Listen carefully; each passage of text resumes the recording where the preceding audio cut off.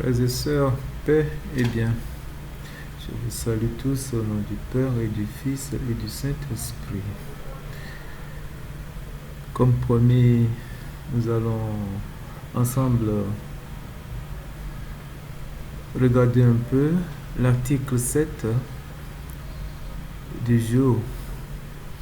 Je disais tantôt que cet article est un article fondamental pour nous, franciscains séculiers, dans la mesure où elle nous plonge, elle nous imbibe dans ce que nous sommes, elle nous révèle à nous-mêmes, c'est-à-dire des pénitents,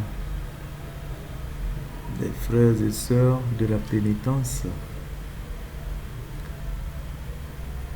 Mais avant de commencer, nous allons écouter encore l'article en question. Article 7. En tant que frères et sœurs de la pénitence, en raison de leur vocation, poussés par la force dynamique de l'Évangile, qu'ils conforment leur manière de penser et d'agir à celle du Christ par ce travail d'absolue et parfaite transformation intérieure, que l'Évangile désigne du nom de conversion, qu'il faut accomplir chaque jour en raison de la fragilité humaine. Sur ce chemin de renouvellement, le sacrement de la réconciliation est signe privilégié de la miséricorde du Père et source de grâce. Voilà. L'article 7 du jour dont on parlait, c'est ça. Mais vous savez, avant toute continuation, il va falloir qu'on regarde un peu la définition de quelques mots contenus dans cet article. Nous prenons par exemple le mot pénitence. Qu'est-ce que ça veut dire? Qu'est-ce que c'est? Dans le dictionnaire, nous trouvons pénitence, c'est un profond regret ou bien un remords d'avoir offensé Dieu. Et ce remords est accompagné de promesses ou bien l'intention de réparer les fautes. Donc voilà un peu la définition du mot pénitence. C'est très souvent, nous le disons, nous le survolons, mais sans en connaître vraiment le sens profond. Et cette offense, j'étais même surpris que c'est dirigé directement à Dieu, puisque ça nous dit profond regret ou bien remords d'avoir offensé Dieu. Donc ils ont directement nommé Dieu. Bien. Il y a le mot conversion que nous devons chercher aussi à maîtriser. Moi j'ai trouvé conversion, c'est changement d'appartenance.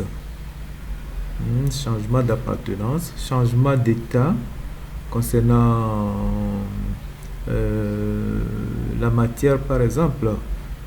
Vous prenez de la glace, quand la glace change d'état, ça devient liquide.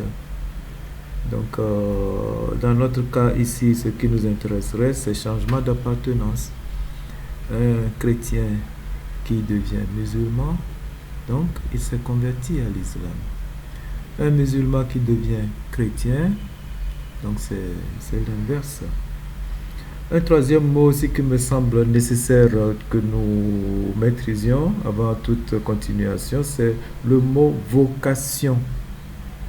La vocation, c'est dit ici, c'est le mouvement intérieur par lequel on se sent appelé par Dieu. Ça pointe directement à Dieu aussi. Donc, j'ai voulu que nous connaissions bien ces petits détails avant de continuer. Bien, après avoir bien compris maintenant ces trois mots qui apparaissent dans notre texte, à savoir pénitence, conversion et vocation. Je vous invite à notre étude détaillée, pas à pas, de la règle, l'article 7, et nous allons commenter au fur et à mesure.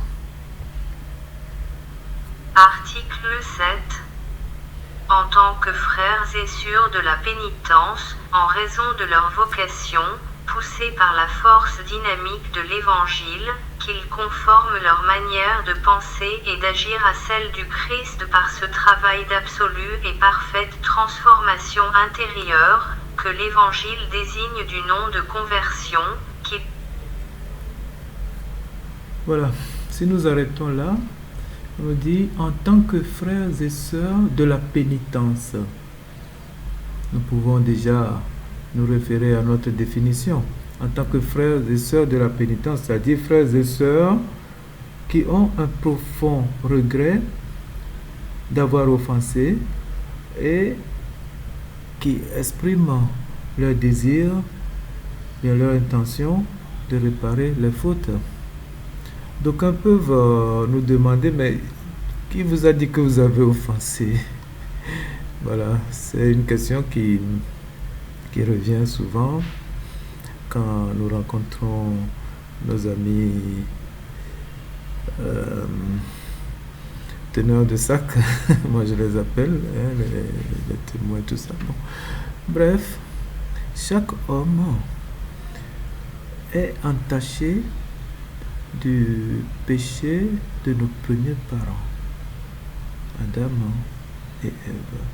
Ce péché nous suit, nous poursuit, et avant même que de naître, nous sommes concernés par ce péché. Donc nous ne pouvons pas dire que nous n'avons aucune faute, nous n'avons pas offensé Dieu. Bien, si nous ne l'avons pas offensé jusque-là, c'est bon. Donc nous n'avons qu'à continuer. Mais regardons la racine profonde même du mouvement de pénitence. Ça rentre dans les premières années, dans les premiers instants de l'époque antique, du christianisme. Il y avait beaucoup de mouvements, et les premières années du christianisme n'ont pas été faciles,